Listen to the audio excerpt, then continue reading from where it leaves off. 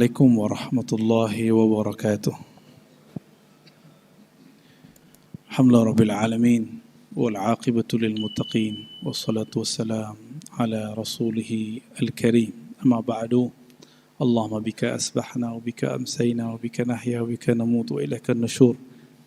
Allahumma inna nas'aluka khaira hadzal yawm wa khaira fihi wa khaira ba'dah wa na'udzu bika min syarri hadzal yawm wa syarri ma fihi wa syarri ba'dah.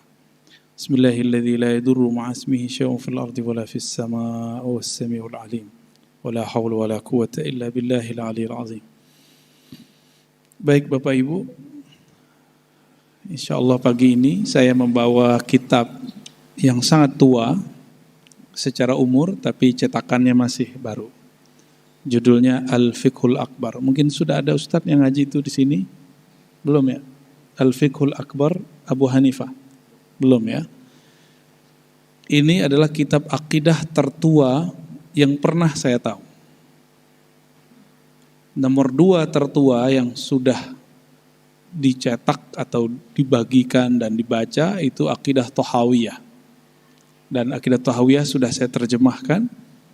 Ada pengantarnya sedikit, jadi buku kecil. Itu nomor 2 tua, yang paling tua ini. Inilah yang disebut dengan hakikatus salaf, hakikat akidah ulama salaf. Tapi ada orang mengkritisi sanad kitabnya, lalu mengatakan rawinya tidak sahih, rawinya tidak thiqah. Nah itu kekeliruan besar. Ilmu tentang mendhaifkan, mensahihkan satu riwayat itu hanya berlaku dalam ilmu hadis. Dalam ilmu hadis ada periwayatan yang ketat, maka informan, orang yang misalnya syekh punya guru, gurunya punya guru, gurunya punya guru. Nah, ini disebut rawi, periwayat.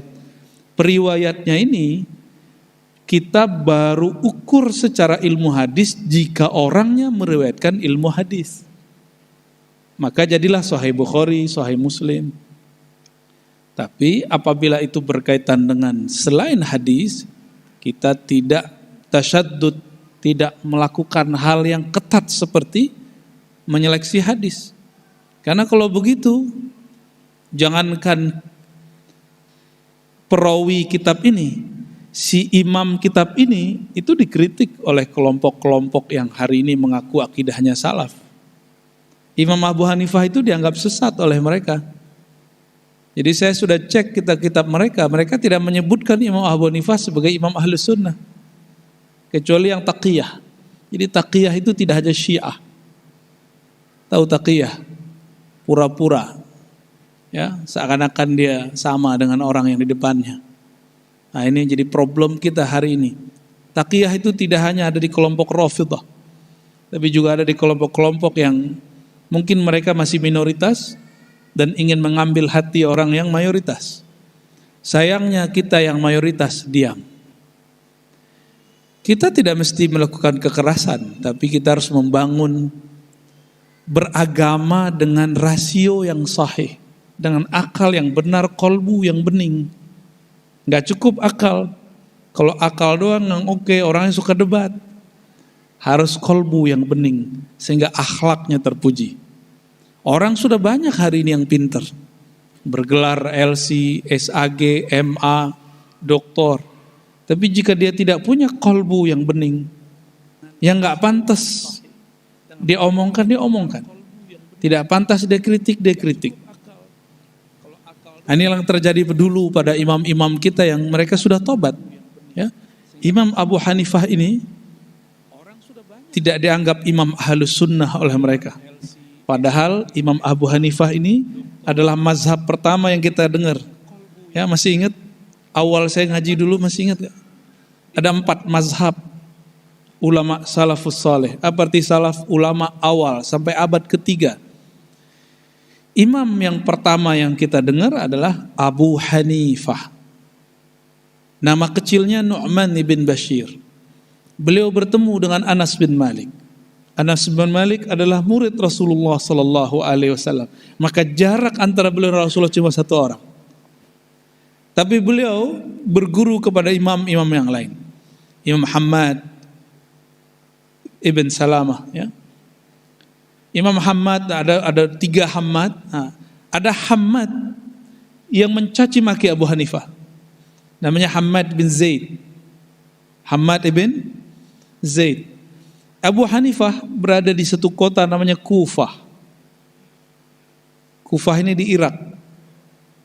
Sedangkan waktu itu Baghdad belum ada ya. Baghdad baru dibangun. Baru mau dibangun.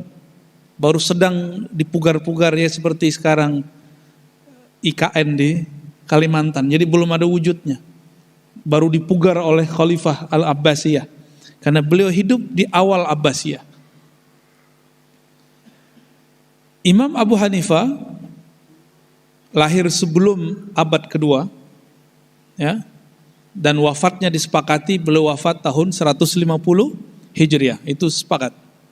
Sekarang udah 1440, berapa sekarang? 43 apa 4? 44 tuh, masih 43 aja Pak.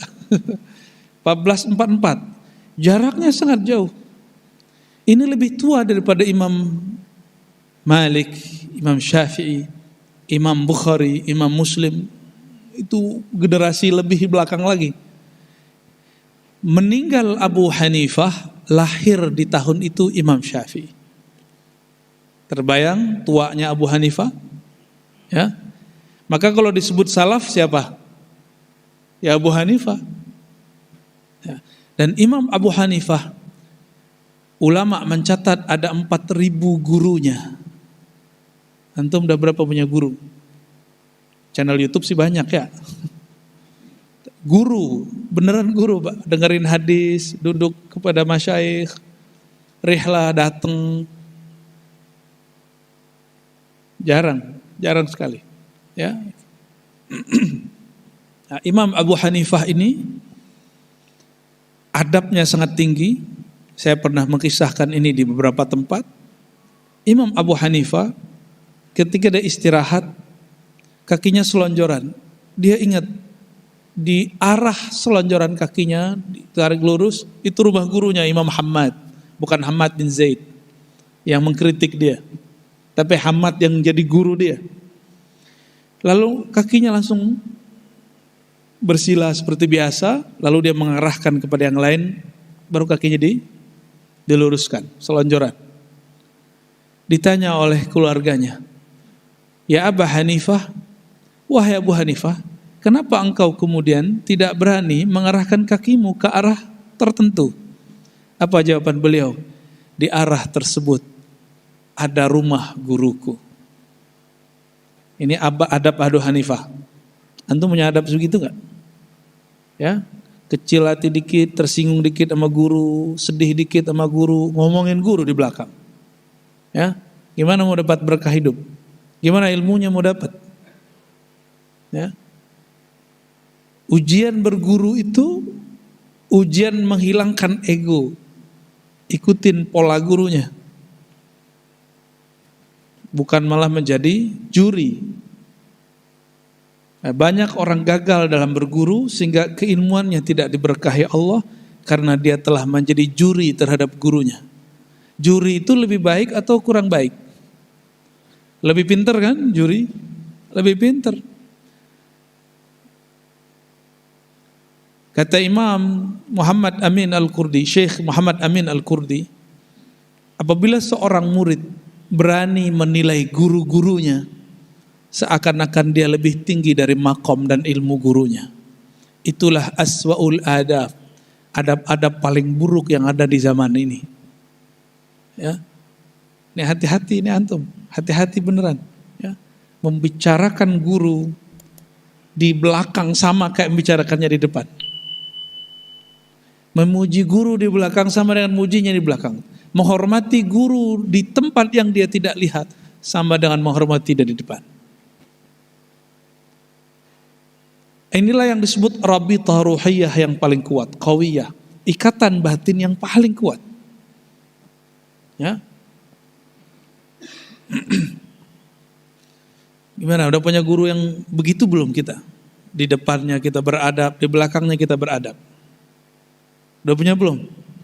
Kalau baru lihat YouTube kadang enggak senang dikit komentari gurunya di YouTube. Ya. Orang ketemu pun masih begitu. Ya. Dan ujian paling berat lagi bukan itu, membicarakan guru dalam diri sendiri. Kok guru begini ya? Kok guru begini ya? Nah, orang ini akan kena penyakit namanya was-was. Dan itu penyakit paling bahaya. Ya. Jangan tersinggung ya. Ada yang tersinggung enggak? Ini karena saya sayang kepada antum semua. Jika ingin berguru dengan baik, bergurulah dengan adab yang sahih. Inilah yang disebut dengan dua kelompok ashab, sahabat atau ikhwan. Nabi menyebut orang yang hidup bertemu beliau, berguru kepada beliau dengan ashab, sahabat. Dan menyebut umat akhir zaman yang beradab kepada beliau dan beradab kepada guru-guru yang mewarisi ilmu beliau dengan ikhwan, saudaraku. Itu sebutannya. Ya, ini adab Imam Abu Hanifah. Maka beliau sampai hari ini orang-orang masih beradab kepada beliau. Imam Abu Hanifah. Karena tinggi adabnya, Imam Bukhari saat sholat di masjid Imam Abu Hanifah, beliau tidak kunut subuh. Muridnya bertanya, wahai Tuan Guru, kenapa engkau tidak berkunut? Apakah ada hadis baru lagi? Jawaban beliau, saya menghormati yang dikubur di samping masjid. Begitu ulama beradab. Jadi kita, masalah mazhab itu bukan masalah sok-sok benar. Ya, tapi masalah menghormati, itulah adab yang tinggi. Karena dia sudah beradab kepada gurunya, dia sudah beradab kepada teman-temannya, maka dia beradab kepada orang yang lain faham dengan dia. Ya, nggak ada tuh Imam Syafi'i ngomongin Abu Hanifah yang jelek. Yang ada beliau mengkritisi mazhabnya ada. Itu di kitab ada, tapi tidak menyebutkan nama. Tidak menyebutkan nama. Ya. Kalaupun ada yang dia kritik adalah pendapat-pendapat orang-orang yang ada di zaman itu. Ya. Gurunya sendiri misalnya, dia beda faham sama gurunya, tapi beradab menyebutkannya. Nah ini hati-hati ya, gejolak-gejolak dalam hati ketika kita berguru kepada seseorang. Nah, Imam Abu Hanifah dengan adab beliau yang sangat mulia, maka sampai hari ini orang-orang banyak mengikuti beliau. Dan negara-negara yang mengikuti beliau seperti India, Pakistan, Bangladesh, ya, yang bawa jemaah tabligh itu, yang pendiri jemaah tabligh itu mazhabnya Hanafi. Ya. Karena dulu mazhab Abu Hanifah ini dituduh jauh dari hadis, padahal mereka ahli hadis, maka di generasi 2 abad belakangan ini di India, Pakistan muncullah kebangkitan ilmu hadis dan kebanyakan bermazhab Hanafi. Ya. Kebanyakan bermazhab Hanafi. Jadi di India ada Dwaibandi, ada macam-macam, ada Nizamuddin, ada lagi di Pakistan. Itu orang-orang tua, itu ngajar cuma 2 kitab, 3 kitab dan dihafal. Kitab Sahih Bukhari yang 4 jilid dihafal, Pak. Kita juz amma juga masih belepotan ya. Kenapa? Karena beliau itu dari umur 20 sampai umur 60 ngajar kitab yang sama. Jadi udah di luar kepala. Baik. Imam Abu Hanifah, meskipun beliau dikritik di zamannya, disesatkan di zamannya, dan Imam Hamad bin Zaid mengatakan Abu Hanifah ini najis, orang najis. Imam loh Pak. Karena Abu Hanifah dikabarkan meninggalkan sunnah dan mengambil qiyas. Sampai kabar itu kepada ulama Basrah. Ulama Basrah yang paling keras saat itu namanya Hamad bin Zaid. Kata Hamad bin Zaid, khalafa Abu Hanifah sunnatan nabawiyah, as-sunnah an-nabawiyah. Abu Hanifah telah melanggar sunnah Nabi. Tapi Abu Hanifah ketika ditanya, enggak, saya enggak melanggar sunnah Nabi. Berarti kabar ini emang dulu, kalau dulu orang yang motong-motong, ya, channelnya bukan YouTube, Pak. Channelnya orang nganterin. Ya. Ada orang nganterin berita kepada syekh, kepada imam. dipotong-potong. Ya seperti orang motong-motong di YouTube hari ini. Sama. Beberapa sahabat-sahabat saya, dan dulu yang pernah berguru kepada saya, mengadu-adu saya dengan guru-guru saya yang tua, Pak. Itu ada.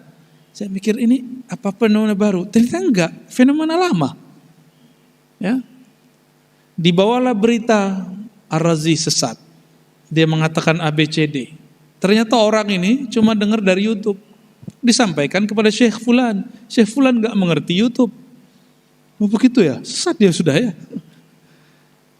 Tapi innamal mu'minuna ikhwah, yang beriman pasti bersaudara. Fa aslihu baina akhwaikum. Orang yang di dalam kalbunya ada nur iman, dia tidak ridho melihat ada orang mengadu antara murid dengan murid, guru dengan guru, guru dengan murid. Pasti ada yang mengislah. Itu yang terjadi pada zaman Abu Hanifah. Ada orang mencoba mengislah. Tapi sayang sekali Hamad bin Zaid tidak mendengarkan kabar terbarunya. Ya, meninggal Abu Hanifah, dia mengatakan bumi telah membersihkan najisnya. Begitu dulu imam-imam tuh. Tapi coba antum lihat, nama Hamad bin Zaid baru dengar kan? Karena yang dia kritisi, yang dia caci ternyata imam wali Allah. Siapa yang menyerang kekasih Allah, Allah tidak ridho kepadanya. Tapi bukan berarti Allah tidak ridho kepada Imam Hamad bin Zaid. Imam Hamad bin Zaid insya Allah diampuni oleh Allah karena dia salah mendengar kabar. Yang berdosa, yang mendengar yang menyampaikan kabar ini. Tapi sayang sekali beliau tidak tabayun. Nah, fenomena tidak tabayun itu sudah terjadi di zaman salafus saleh. Dan Allah kemudian buktikan, al-yaum zaman sekarang tidak ada namanya mazhab Hamadi. Ada enggak? Mahad ibn Zaid, mazhab bin Zaid, enggak ada. Yang ada cuma mazhab Abu Hanifah. Ya, orang yang dicaci maki di zamannya. Abu Hanifah itu dulu berani membuat fatwa yang fatwa itu berbeda dengan fatwa ulama Madinah. Bapak Ibu kalau bayar zakat pakai apa? Pakai pencet-pencet atau pakai beras? Pakai handphone, pakai rekening, pakai kartu. Benar ya? Ya, benar. Bayar zakat. Benar gak nih? Saya mau nanya nih. Ya, di kitab ada nggak cara bayar zakat pakai kartu, card? Nggak ada. Di zaman Imam Abu Hanifah, beliau mengatakan boleh zakat fitrah dengan yang senilai.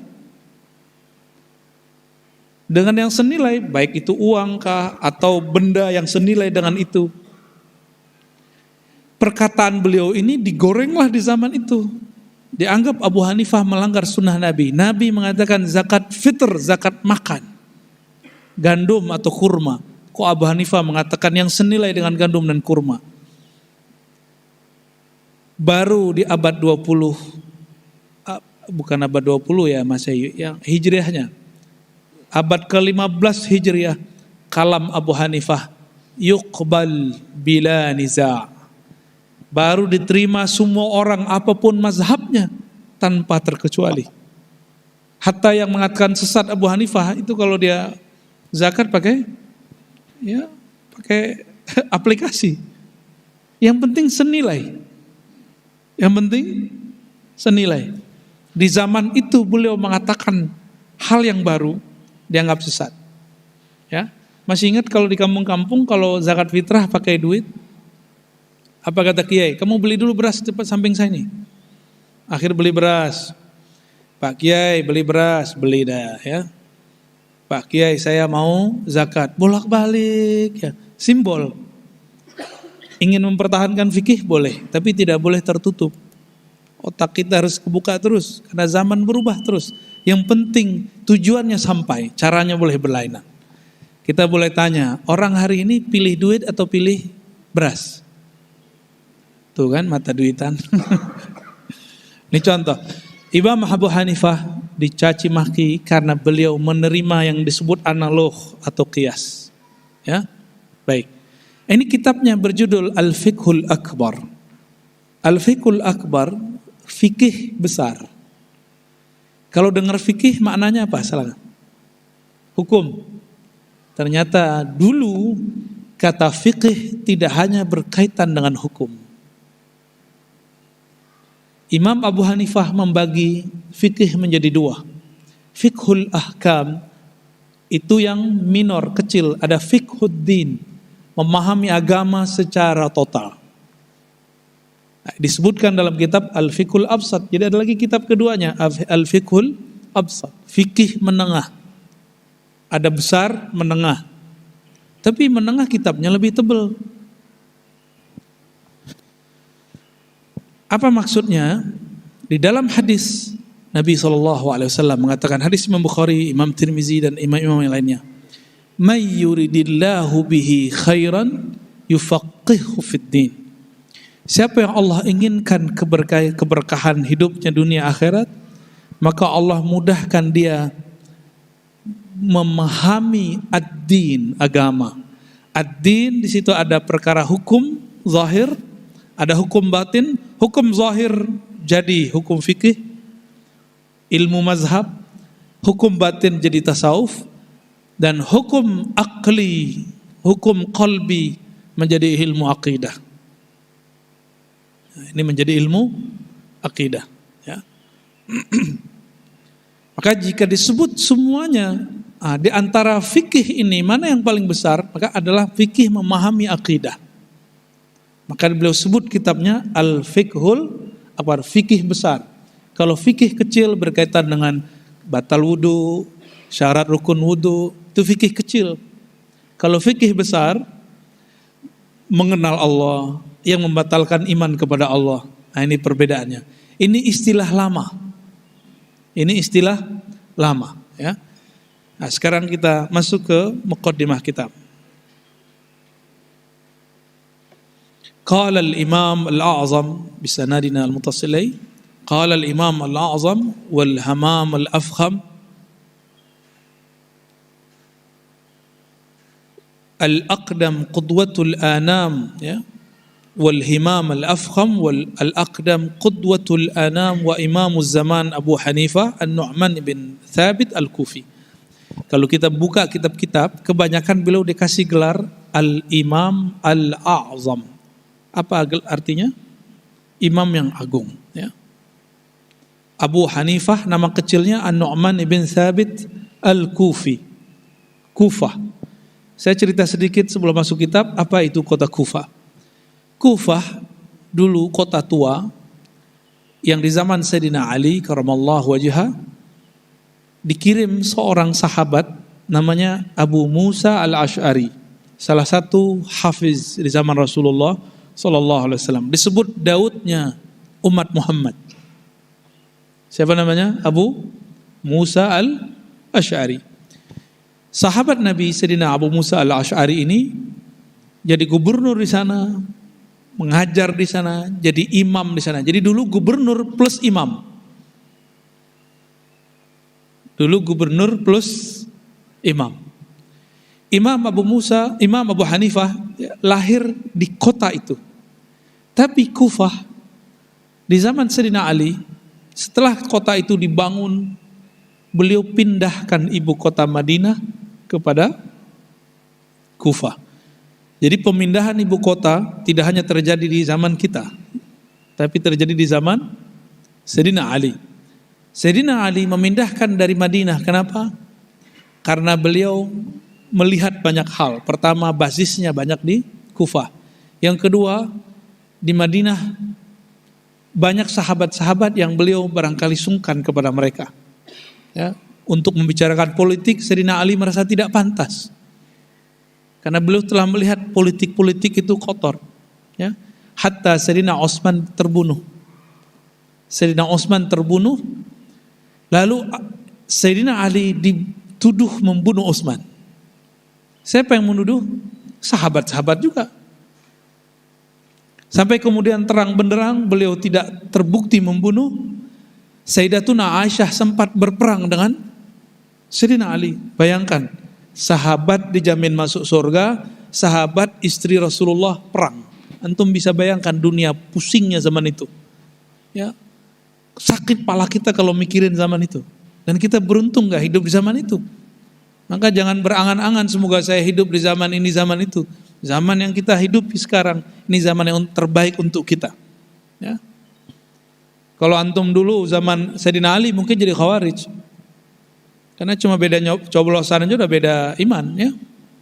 Itu kejadian di Jakarta, beda coblosan gak disolatin. Itu khawarij Pak, bukan ahlus sunnah wal jamaah. Jangan gitu-gitu amat beragama. Ya.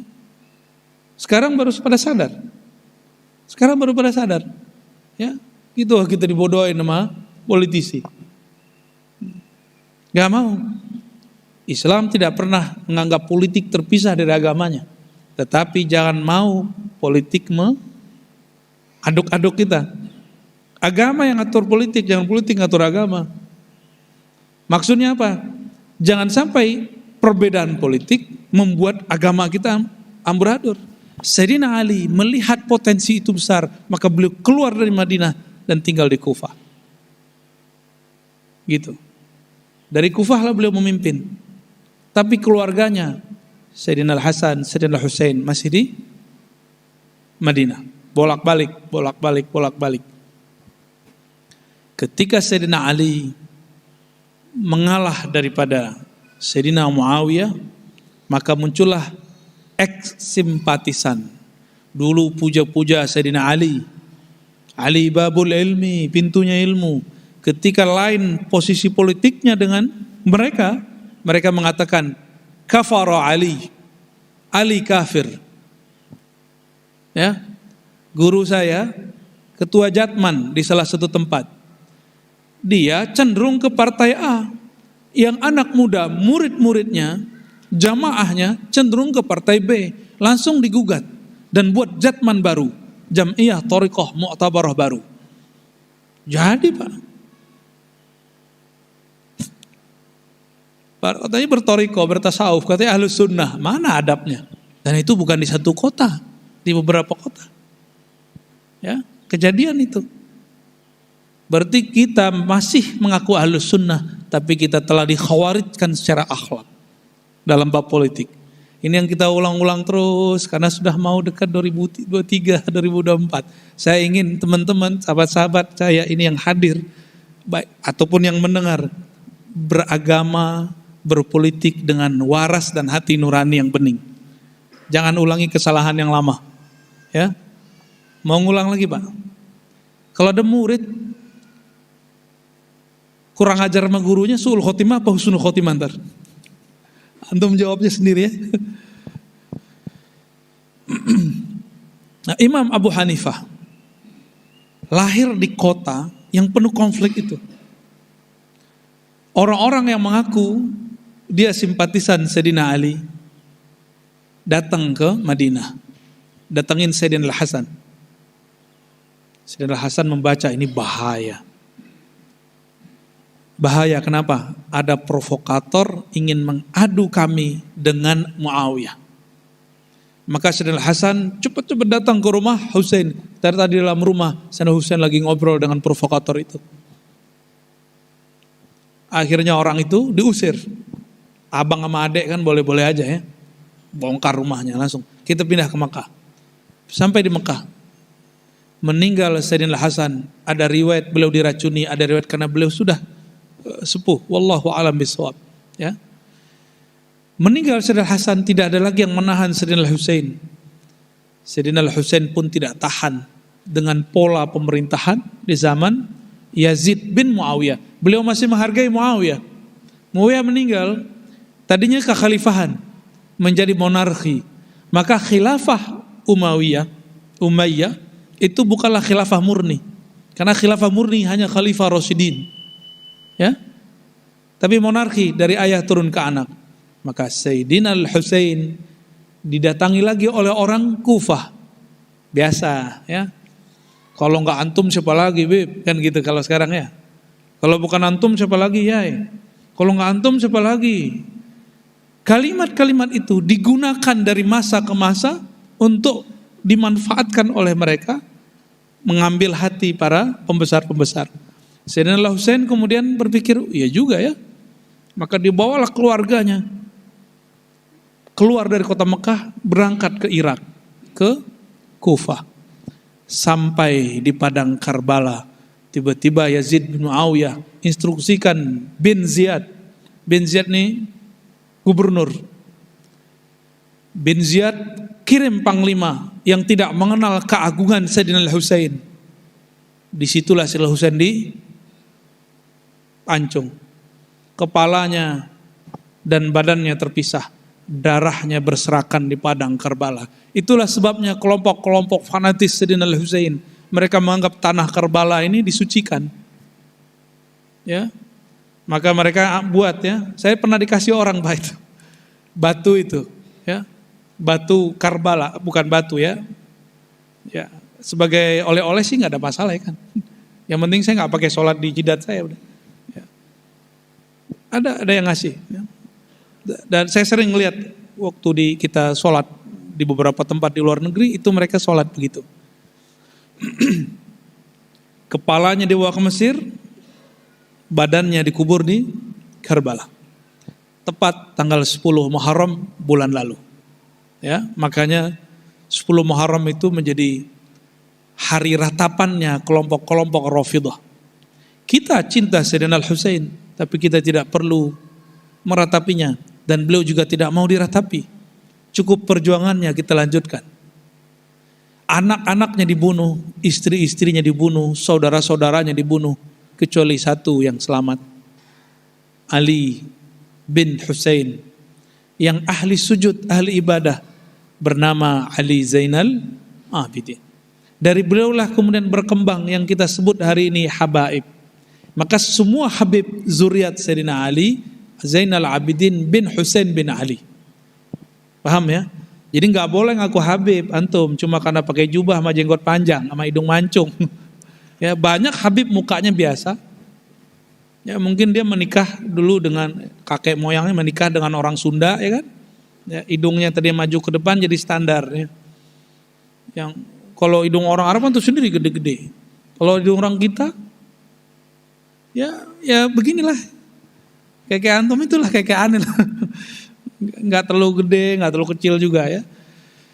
Nah, Sayyidina Al-Husain karena beliau terbunuh, sampai sekarang tidak tahu siapakah provokator ini.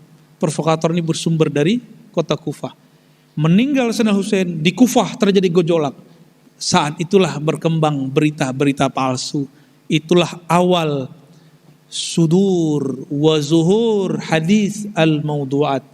Awal munculnya hadis palsu, terutama dalam bab politik dan perpecahan kelompok. Ini awal-awalnya Pak. Itu yang paling parah. Paham ya kenapa muncul hadis palsu? Maka awal hadis palsu itu bab politik yang kita hari ini sebut hoax. Abu Hanifah lahir di negeri seperti itu. Oleh karena itu Abu Hanifah, idza syakka fi riwayatin raddaha. Jika beliau syak mengenai satu bab hadis, beliau tolak. Maka Imam Abu Hanifah tidak terima riwayat orang yang tidak hafal. Dia hanya terima riwayat ulama yang hafal. Ini di zaman beliau. Ya, ini baru cerita mukadimah aja dari tadi ini ya. Ini biar kita faham. Imam itu nggak ujuk-ujuk datang. Abu Hanifah lahir di negeri seperti itu, makanya wajar gurunya 4.000. Tapi dari 4 gurunya tidak semua gurunya diambil ilmunya. Ya, kenapa? Karena di antara gurunya ada yang terindikasi terkena bab politik. Baik. Bismillahirrahmanirrahim. Qala aslut tauhid wa ma yasihul i'tiqad alaihi yajib ay yaqula amantu billahi wa malaikatihi wa kutubihi wa rusulihi wal ba'ts ba'da al-maut wal qadar khairihi wa syarrihi min Allah. Wal hisab wal mizan wal jannah wan nar hakun kullu.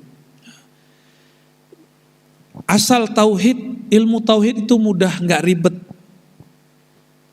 Di zaman ini belum dikenal istilah sifat 20, tapi bijinya sudah ada. Ya. Tauhid itu cukup kamu mengimani rukun yang 6. Gampang toh? Maka siapa saja yang percaya kepada rukun yang 6, dia disebut mukmin, dia disebut muwahhid, ahli tauhid. Saya mau tanya Pak, Sufi, Salafi, NU, Muhammadiyah, percaya nggak dengan rukun yang 6? Terus kenapa mereka berbeda? Apa yang membuat mereka berbeda? Mereka berbeda di bab pertama, percaya kepada Allah. Percaya kepada Allah, itu ada babnya, percaya kepada sifat-sifat Allah. Di bab sifat Allah, disinilah mereka berbeda. Pertanyaannya, mengimani sifat Allah wajib, tapi memahami sifat Allah, apakah itu suatu kewajiban? Gimana? Adakah yang mengerti hakikat sifat Allah? Allah Rahman Rahim, antum mengerti Allah Rahman Rahim? Jangan cuma tahu terjemahannya.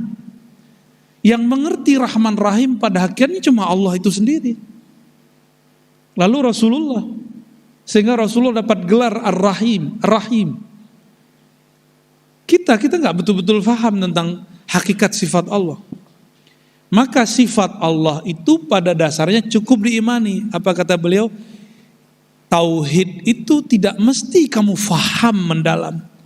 Tauhid itu yang penting kamu amantu billah. Aku percaya kepada Allah. Sifatnya, af'alnya, perbuatannya.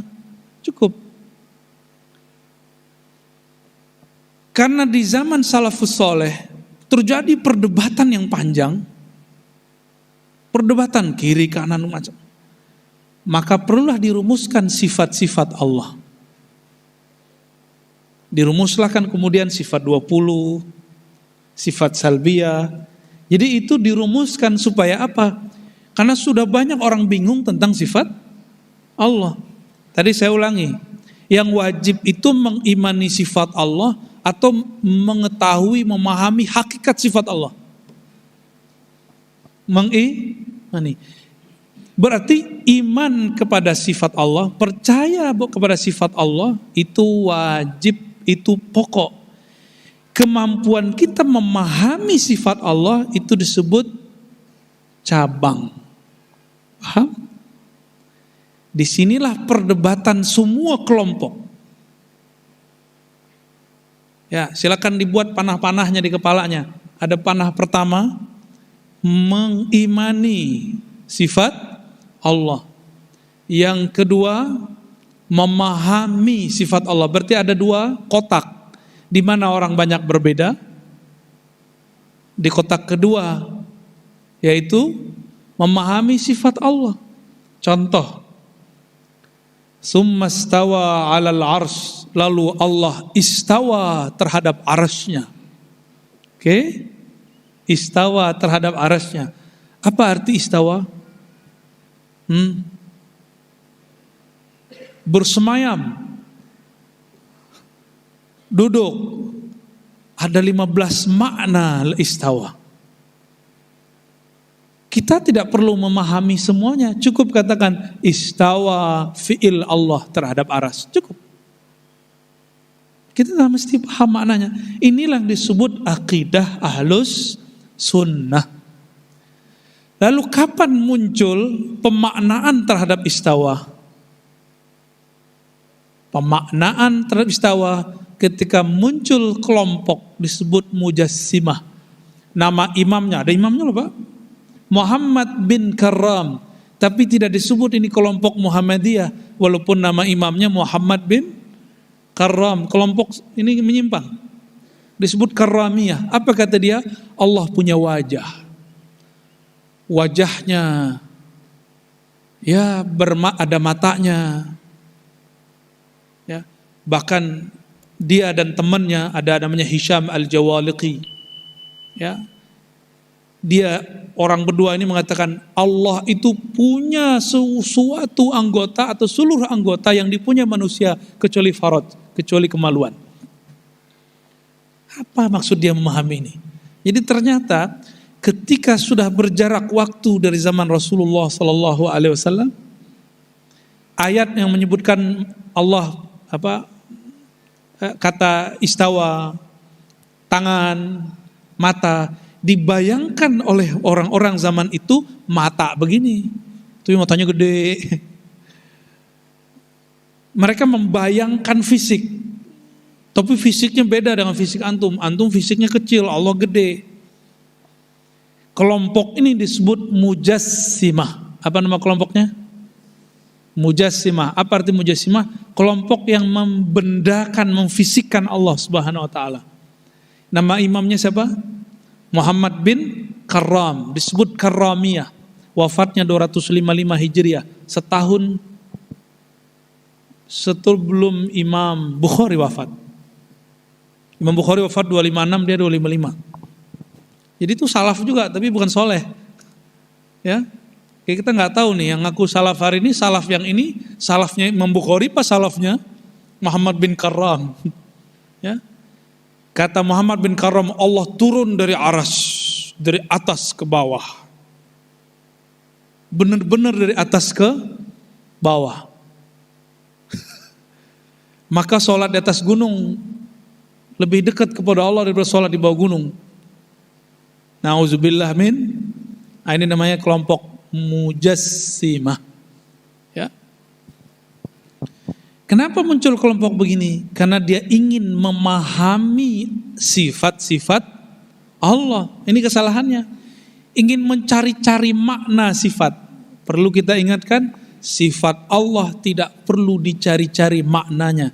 Cukup yakini Allah dan semua sifatnya. Titik. Itulah akidah saya.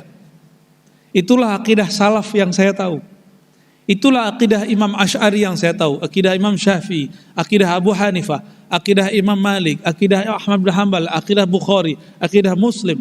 Akidahnya itu. Dan tidak boleh ditambahkan kalimat bizatihi. Inilah kekeliruan imam yang disebut imam salafi, namanya Ibnu Taimiyah. Ibnu Taimiyah mengatakan istawa bizatihi. Dia istawa dengan zatnya. Coba antum cari di satu ayat saja atau satu hadis saja, tidak ada lafaz ini. Istawa bizatihi, Allah bersemayam dengan zatnya, enggak ada. Cukup katakan istawa. Ternyata ini kritik daripada muridnya sendiri kepada gurunya. Apa kata? Tapi dia masih beradab. Imam Az-Zahabi.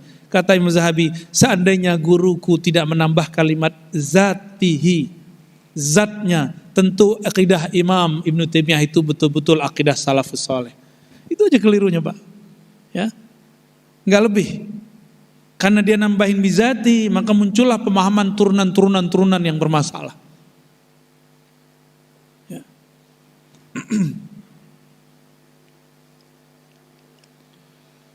Percaya kepada Allah, percaya kepada malaikat, apalagi rukun iman. Kitab-kitab, Rasul, hari kiamat, kadar baik, takdir baik dan buruk. Nah, di sini tambahkan takdir baik dan buruk minallah. Tapi di sini kita salah terjemah sebenarnya. Al-qadar khairuhu wa syarruhu minallah. Kadar itu ketentuan, jatah. Takdir itu bukanlah sesuatu yang baik dan buruk. Baik dan buruk itu terjemahan si hamba. Oke? Baik buruk persepsi hamba. Kenapa? Allah mungkinkah mentakdirkan yang buruk bagi hambanya? Karena Allah mengatakan wa laqad khalaqnal insana fi ahsani taqwim. Penciptaan manusia kami ciptakan dengan sebaik-baiknya. Berarti ini sudah oke. Tapi persepsi kita yang gak baik. Itu sebabnya di riwayat Abu Hurairah, riwayat Imam Muslim, wal qadar kullihi, antumina bil qadari kullihi, semua takdir. Kalau sudah percaya kepada takdir, takdir itu jadi baik semua, walaupun buruk menurut orang.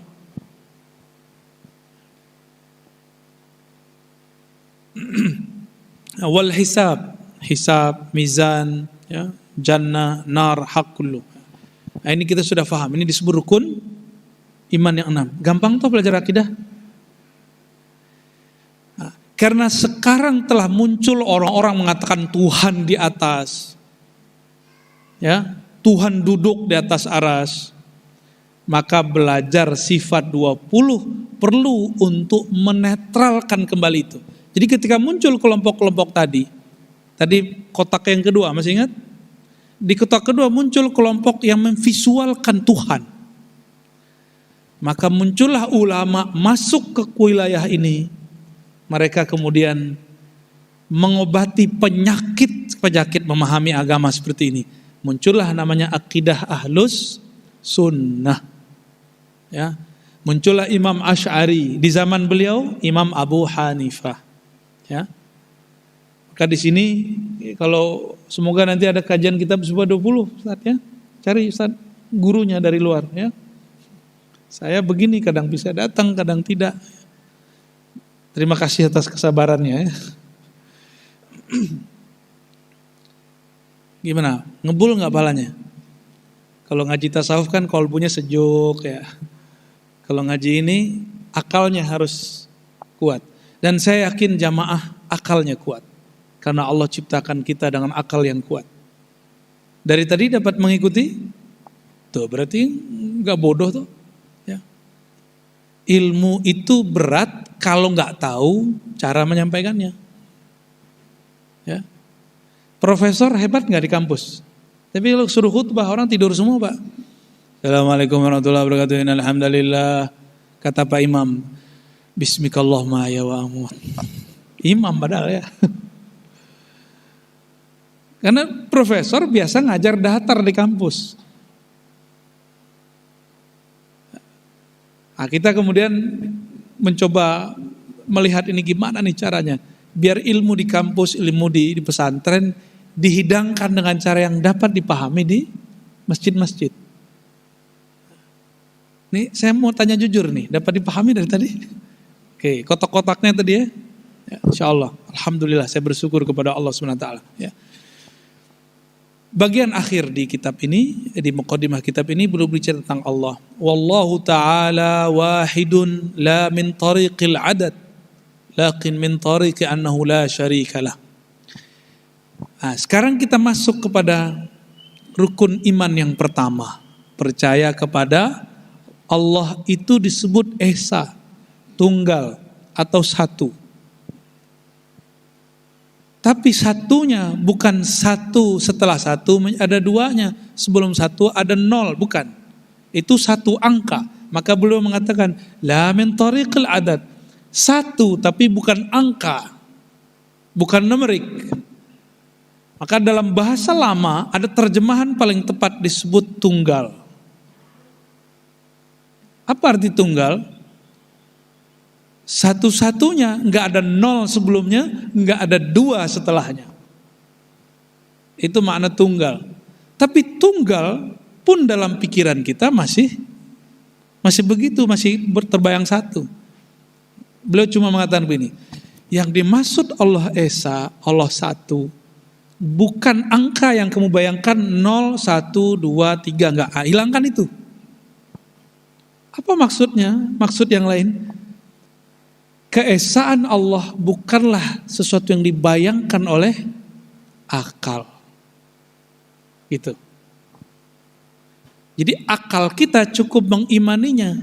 Dia masuk akal, tapi akal cukup dia mengatakan, aku percaya. Dia tidak bertentangan dengan akal. Yang bertentangan itu jika nanti muncul ada kemajemukan dalam satu. Ada oknum-oknum dalam satu. Nah itu baru enggak masuk akal dia. Allahu ahadun. Nah, beliau menutup dengan surat Al-Ikhlas. Qul huwallahu ahad. Katakanlah wahai Muhammad. Saya menerjemahkannya bukan Muhammad, hai Ahmad. Katakanlah wahai Ahmad. Allah dialah sang ahad. Ahmad ahad. Ya. Jadi Nabi Muhammad mengatakan ana Muhammad, itu nama bumi. Ana Ahmad, itu nama ruhaniah beliau. Nama langit beliau. Nama hubungan beliau dengan Allah itu Ahmad. Ya. Maka ketika disebut kul huwallahu ahad, maka yang paling tepat ya Ahmad huwallahu ahad. Dan ini yang paling dekat kepada Allah itu Ahmad. Dan Ahmad itu sudah ada sebelum Allah ciptakan langit dan bumi. Ketika Nabi ditanya, kapan engkau ada? Aku telah ada sebelum Sayyidina Adam. Adam belum dicipta, aku telah ada. Hadis Imam Tirmizi, hadisnya sahih. Nama beliau Ahmad. Inilah yang diabadikan dalam surat Shaf. Sayyidina Isa mengabarkan nanti akan muncul nabi setelahku. Nabinya belum lahir. Setelah lahir namanya Muhammad. Tapi sebelum lahir namanya Ahmad. Ya.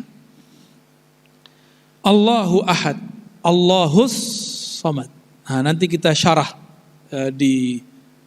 nggak tahu bulan depan apa kapan deh. Ya. Apa itu Samad? Sebelum Samad Allah, nanti tolong sediakan whiteboard. Ya. Kita jelaskan lafaz Allah. Sebelum Allah ada huwa, huwallahu ahad. Allahu subhanahu. Nanti masing-masing ada yang indah di situ. Ini yang saya sebut dengan ringkasan sifat 20. Ada dalam surat Al-Ikhlas. Pertama tauhid ahadiyah, yang kedua tauhid samadiyah, yang ketiga tanzih. Ya, cukup 3 itu. Tanzih dan takdis kalau digabung. Ini ringkasan dari semua kitab akidah, ternyata ada dalam kitab suci Al-Quran. Qul huwallahu ahad. Jadi Bapak Ibu yang pusing belajar sifat Allah, cukup baca Qul huwallahu ahad. Inilah rahasianya. Kenapa kalau baca ayat ini sama dengan sepertiga Al-Quran. Baik, barangkali itu sudah jam 6. Gimana Tad? Mau ada pertanyaan? 2 aja ya? Oke. Fadal, silakan diatur.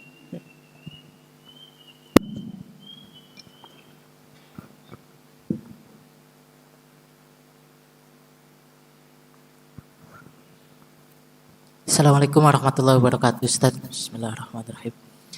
Pertanyaan saya mengenai kolbu, Ustaz. Mungkin agak bersimpang. Di mana kolbu itu kan menurut Ustaz ada lapisan-lapisannya ya. Dari sudur, kolbu, kemudian ke fuad, lub sampai sir gitu kan. Nah, pertanyaan saya adalah selain kolbu juga ada akal gitu. Akal itu kalau dari pembahasan secara ilmiah itu ada yang namanya akal kritis atau pikiran kritis dan alam bawah sadar. Nah, pertanyaannya adalah pada saat akal itu kan yang lebih dominan kalau kita lagi sadar adalah akal kritisnya. Sedangkan akal bawah sadar ini adalah akal yang dalam, artinya kayak lautan es gitu kan Ustaz. Apakah alam bawah sadar ini atau subconscious mind ini sama dengan yang dimaksud dengan kolbu atau berbeda? Baik, ya. Itu tadi filsafat Sigmund Freud ya, atau filsafat Barat itu mereka membagi alam sadar, alam bawah sadar. Ya. Sebenarnya kita punya yang lebih permanen dan lebih orisinal. Imam Ghazali. Imam Ghazali menulis kitab khusus tentang akal. Tentang ada syaraful akal, ada ma'arijul uqul, madarijul uqul, nama kitab kalau salah ya. Ada di kitab risalahnya. Beliau membagi tipe-tipe akal. Yang sekarang menurut saya ilmu-ilmu psikologi sekarang ketinggalan. Kalau sekarang kan ada pembagian otak depan, kortek. Ini otak kritis di sini. Jadi antum itu suka nilai orang tuh pakai sini. Dia kecil, dia cuma 10%. Lalu ada otak kiri atau kanan, otak kiri itu pembagian zaman now. Kalau Imam Ghazali pembagiannya lebih dalam lagi. Nah, ada akal yang disebut akal fa'al, akal aktif. Itu akal ruh. Ada akal mustafid, itu kolbu, yang dia dapat menangkap makna. Ini yang disebut alam bawah sadar. Saya gak usah pakai istilah-istilah itu, nanti antum pusing ya. Itu nanti kuliah sama saya aja di kampus. Kita pakai istilah Quran. Di dalam Al-Quran ada kalimat afala ta'qilun. Apakah kamu tidak berakal? Lalu di ayat yang lain, lahum qulubul la ya'qiluna biha. Mereka punya kolbu, tapi mereka tidak jadikan kolbu sebagai basis untuk berakal, berfikir. Apa artinya di situ? Ada orang berakal dengan kolbunya, ada orang berakal tidak dengan kolbunya. Ada orang berakal dengan dunia materi, ngukur orang materi. Contoh antum begini mandang saya, nyari amplop. Berarti akalnya akal materi. Saya berhenti sekarang juga. Antum berhenti atau mengaji ya. Ada orang yang cari popularitas, mandang kita dakwah begini, pakai sosial media, dimasukkan ke media ini, wah cari viewer. Karena dia mencari yang bukan materi, dia mencari imateri, yaitu popularitas. Nah itu yang otak sini nih, yang kerjaan. Ya, obsesi dia apa? Lalu dia hakimi orang lain dengan yang dia pikirkan. Itulah tidak adilnya kita. Afala ta'qilun, itu Allah menyinggung, apa kamu tidak berakal? Akal qalbiyah, jangan berpikir hanya dengan dimensi ini materi. Materi di sini. Atau imateri bernama popularitas. Kita di atas materi dan imateri. Itu sesuatu yang ruhiyah, qalbiyah, kolbu. Coba pandang orang dengan kolbu kan lebih indah. Ini ciri-ciri antum tidak berpikir dengan kolbu. Ini indikatornya apa? Berprasangka kepada orang walaupun cuma sedikit. Itu sudah pakai ini. Tapi kalau orang sudah mulai berpikir dengan kolbunya, kolbu itu tempat Allah memandang. Objek Allah memandang. Maka dalam bahasa ahli-ahli kolbu, al-qalbu arsyullah. Ini bahasa majazi. Kolbu itu singgasana Allah. Bukan berarti Allah bertempat tinggal di situ, tapi Allah melepaskan pandangannya ke dalam kolbu. Bukan isi otak, isi kolbu. Maka mohon maaf, kenapa Nabi dahulu pernah mengatakan nanti muncul kelompok yang sekarang kita sebut Khawarij. Dia baca Quran, hafal, karena penyimpanan hafalan kan ada di sini, ada di otak. Ada di bagian otak memorinya. Ada ya orang-orang neurologi juga mengatakan begitu ya. Tapi la yujawiz imanuhum taraqi ya. Hanajirahum, begitu di riwayat lain, iman mereka tak tembus sampai ke sini. Nah, bagian bawah ini disebut alam bawah sadar oleh pakar-pakar sains hari ini. Di Quran yang dalam itu disebut dengan tafakkur dan tadabbur. Itu dua hal yang beda dan hari ini salah pakai. Antum coba nyebut tadabbur alam atau tafakkur alam. Keliru secara Quran, katanya mau ngikut Quran. Mau ngikut Quran enggak? Alam ditafakkuri, Quran ditadabburi. Afala yatadabbarunal Quran. Di Quran. Apakah mereka tidak mentadabburi Quran? Bukan tadabbur alam, alam gak usah ditadabburi. Alam ditafakkuri, karena sekarang pasangannya tidak pas. Umat Islam banyak gagal jadi saintis. Wilayah akal dia pakai kolbu, wilayah kolbu dia pakai akal, nggak nyambung. Inilah kejadian orang nentang kajian ma'rifat ruh, ma'rifat kolbiyah. Orang membatalkan ilmu-ilmu ma'rifat. Kenapa? Dia pakai akal ini, bukan pakai akal yang qalbiyah. Paham maksudnya? Nah, menurut saya kegagalan umat Islam karena salah. Kalau di kampus kita sebut salah epistemologi. Pusing deh ya. Apa arti salah epistemologi? Salah kamar. Akal wilayahnya alam. Kolbu dia mentadabburi,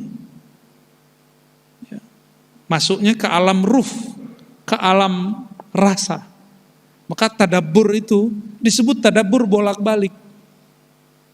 Saya mau tanya sama antum, Rasulullah itu baca Quran atau dengerin Quran awalnya? Metode ini yang hari ini tidak ada. Bacain ayat, maknai. Bacain ayat, maknai. Itu metode Rasulullah. Sekarang kita, mohon maaf, saya suka ada orang buat one day one juice, tapi ada yang kita lupakan di one day one juice. Ya, tadabburnya. Sayyidina Abdullah bin Umar radhiyallahu taala anhu mengatakan, kami baca ayat, kata Abdullah bin Umar itu hafal. Kami menghafalkan ayat khamsan, 5 ayat. Jadi jangan nafsu. Ini ayat Quran suci. La yamassuhu illal mutahharun. Tidak akan dapat mengakses kemuliaannya, menyentuh makna dan lafaznya, kecuali orang-orang yang dibersihkan dari obsesi-obsesi itu. Maka saya mengajak para asatiz yang mengajarkan tahfiz, yang mengajarkan Quran, yang mengajarkan mari baca, hindari mengajarkan jamaah nafsu mengkhatamkan Quran. Tapi membacanya dengan kemurnian kolbu, itulah disebut tadabbur. Semua ayat mesti ditadabburi. Ya. Oh, Imam Syafi'i sehari semalam 2 kali khatam. Syafi'i, ente bukan Syafi'i. Ya, Imam Syafi'i baca ayat, 1 ayat itu bisa muncul 70 makna. Tapi Imam Syafi'i jika mulai mentadabburi, beliau tidak membaca khatam. Di riwayat Imam Ahmad dikatakan bahwa beliau membaca 1 ayat diulang 70 kali 1 malam. 1 kali baca, 1 kali makna. Kita udah baca One Day One Juz berkali-kali, gak dapat makna apa-apa. Yang penting dapat pahala. Ya, mau sampai kapan antum ini cuma diiming-imingi pahala? Pahala surga, tapi gak ketemu yang punya surga. Tapi kalau mendapatkan meaning ayat, ketemu yang menurunkan ayat. Ketemu zat yang mana Allah menitipkan ayat ke dalam kalbunya, baginda Nabi Muhammad sallallahu alaihi wasallam. Ayo wake up ya, upgrade, jangan hanya lagi jamaah pemburu pahala. Pahala itu level anak kecil. Ya, anak kecil diiming-imingi, kamu buat ini ntar kasih ini, puasa ya 30 hari ntar kasih sepeda. Masih begitu Pak cara beramalnya? Ibu, masih begitu? Udah tua, udah ubanan, ya. Udah sekarang kita kalau belajar bukan lagi untuk iming-imingan itu. Tapi ingin mengenal siapa yang menurunkannya. Ingin mengenal siapakah sosok yang diturunkan Quran kepadanya. Dan itu gak mungkin kecuali tadabbur. Itu makna tadabbur. Maka saya kalau mengartikan at-tadabbur wasilatun ila ma'rifatil munazzil wal munazzil alaih.